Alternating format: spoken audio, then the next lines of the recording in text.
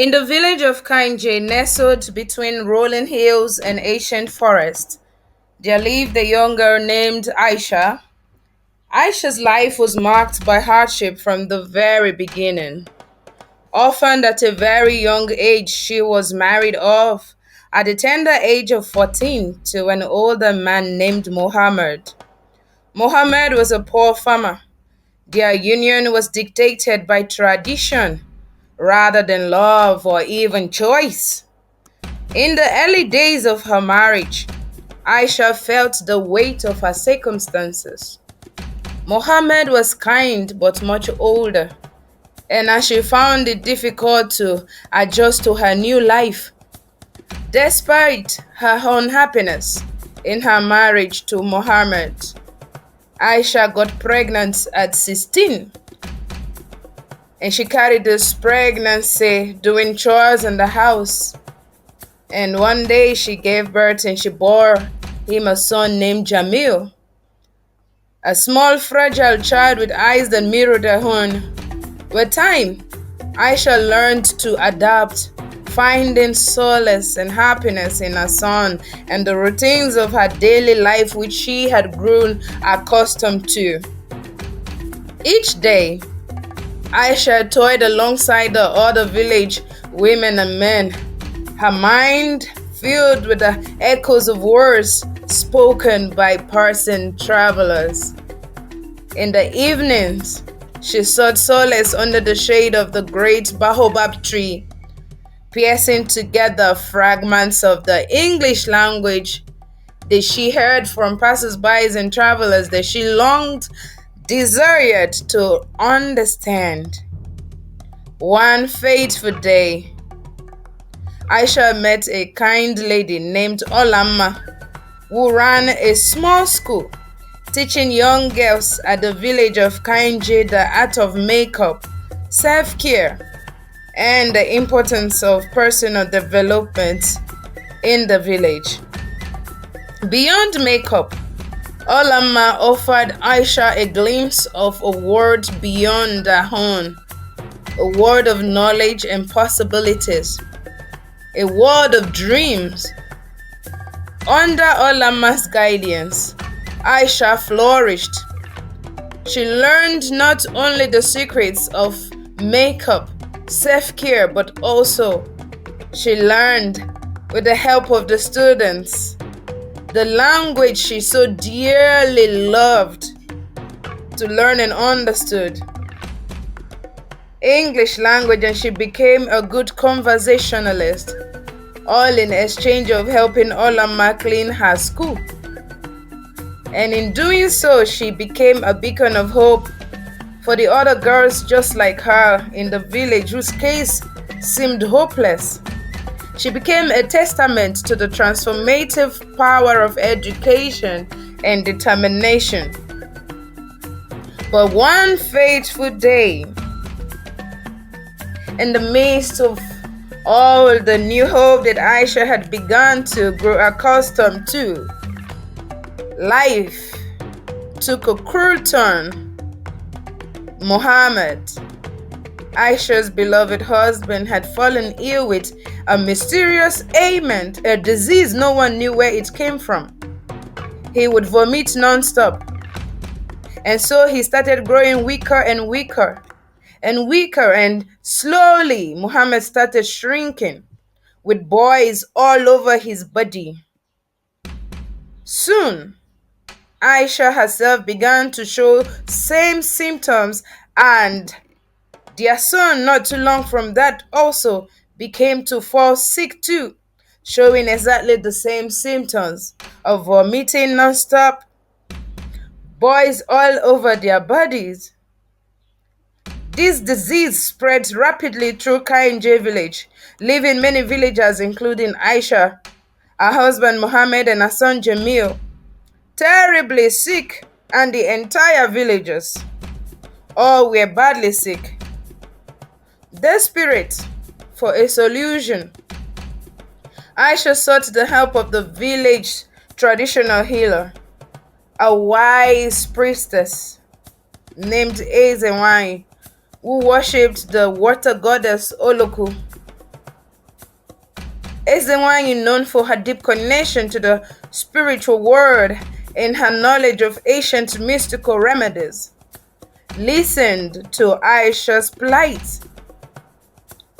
Her heart, filled with the scent of herbs and the sound of softly chanting prayers, was a place of hope for the villagers.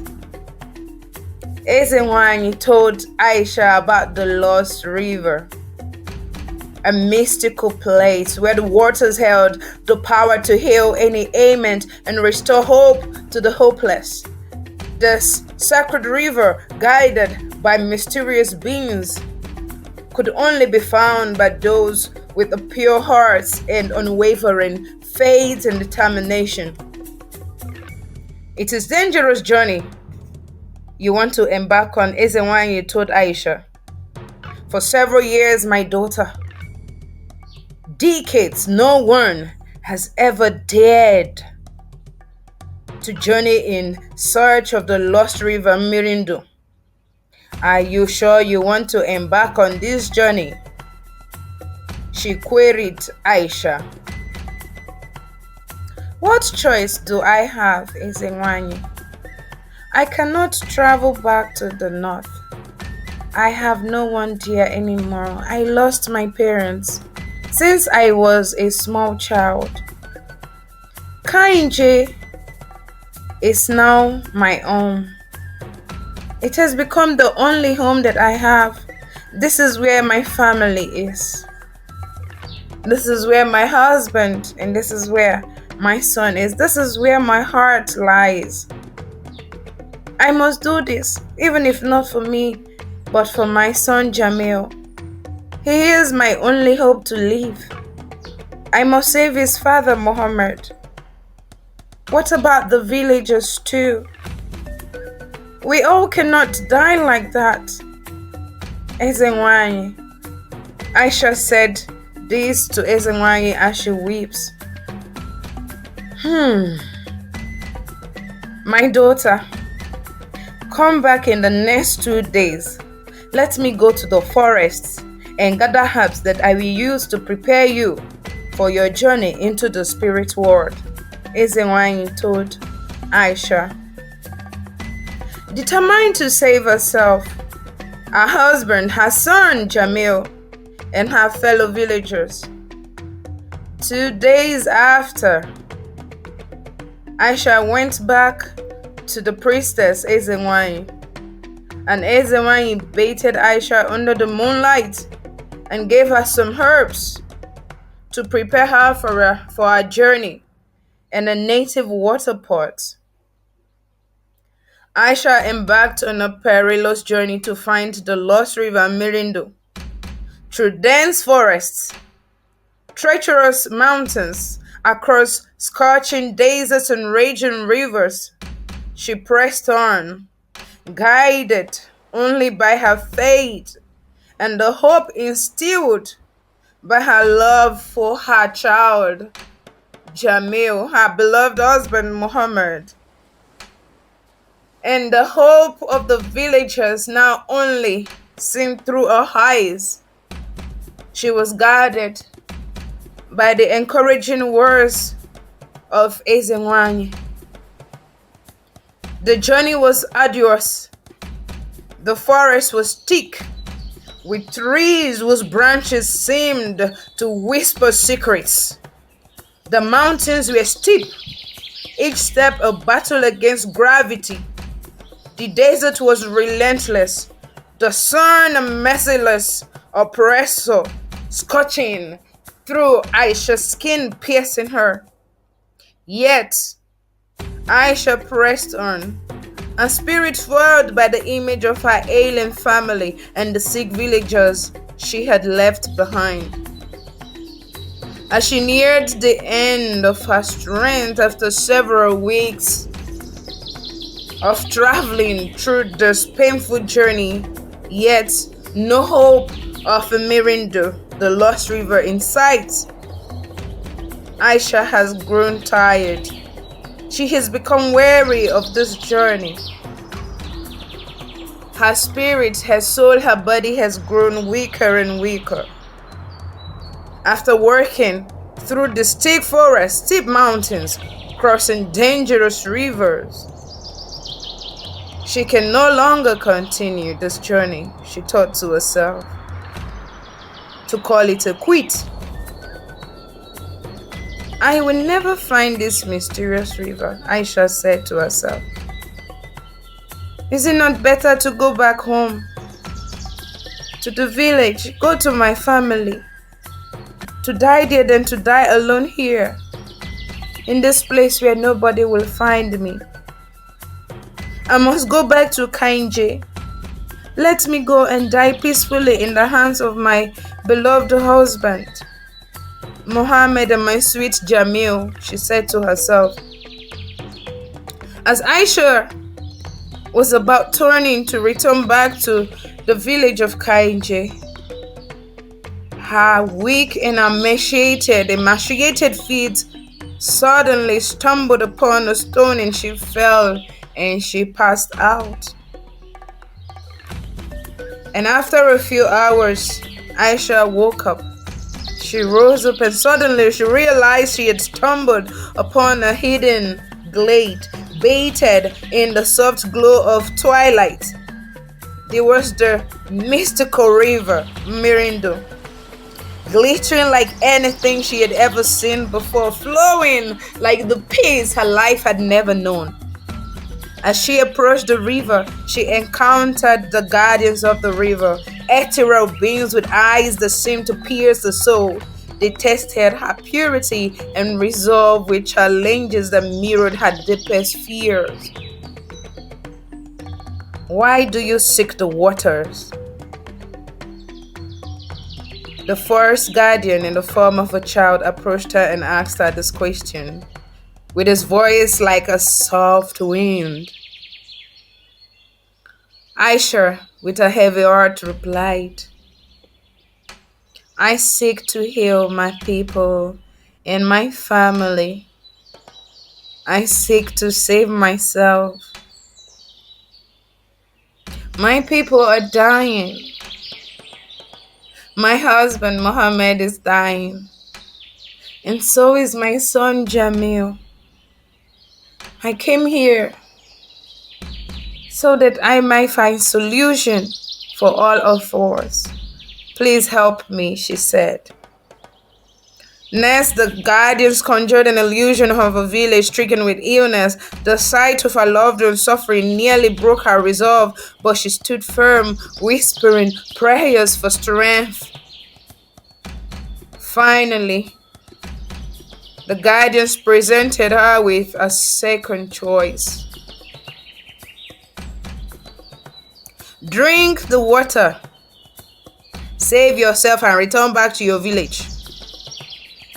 Or don't drink at all, but you fetch the water and go back to your village. You only have one choice.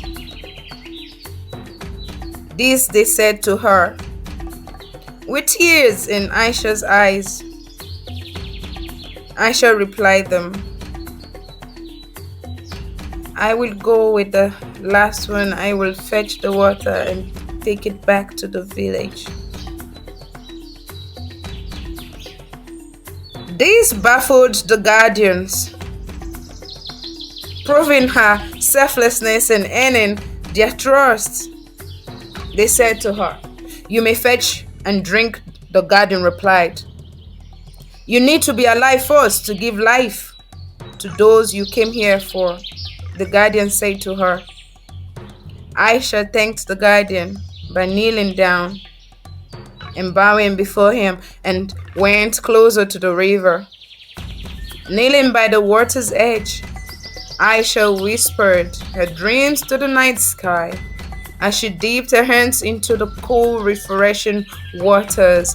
A miraculous transformation occurred. Strength flowed back into her body, renewing her soul, renewing her mind, renewing her body like she wore a new skin. A fresh determination came upon her,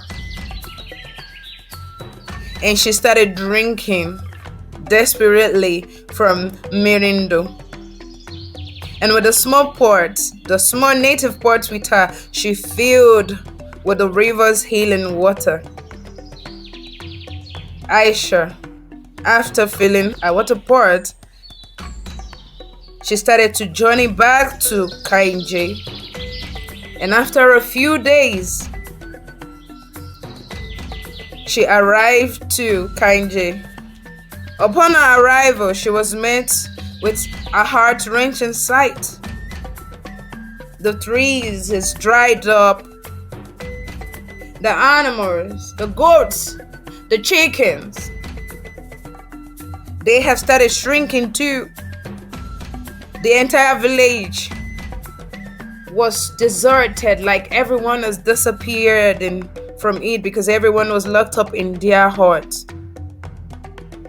Returning to her hut, Aisha rushed to her husband Muhammad's side, eager to share the healing water with him. But as she approached him, she found him lying still, his once vibrant eyes now closed in eternal slumber. Muhammad, her beloved husband, had passed on. In that moment, Aisha's heart shattered into a million pieces. She wailed. The dreams of saving her beloved Muhammad were dashed by the cruel hand of fate. Yet, even in her deepest grief, Aisha found the strength to carry on. Fueled by the memory of her husband's love and the determination to honor his memory, she quickly dashed down to where Jamil was laying,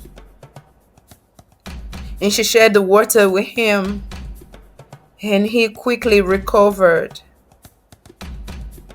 She went and started giving the water to the villagers, and their bodies were rejuvenated by his healing touch. Though her heart was broken,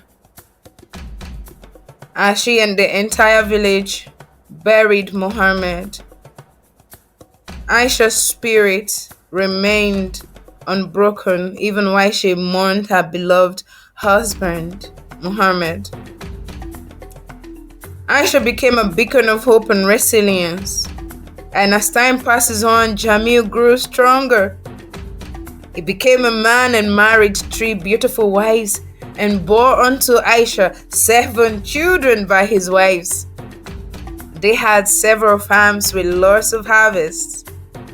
Aisha's story became a legend, a testament to the enduring power of dreams and the resilience of the human spirit. And at age 100, Aisha passed on and was celebrated even in death by the villagers. Like a true legend she truly was for the village of Kainje and its people. And as time passes by, whenever the villagers faced hardship and they are in despair, they look to the stars above and they are reminded of Aisha's journey, for in her unwavering faith and determination, they found the strength to persevere, knowing that even in the darkest of times, hope could be found in the most unexpected of places. That is the story of Aisha and the Lost River Nmirindu.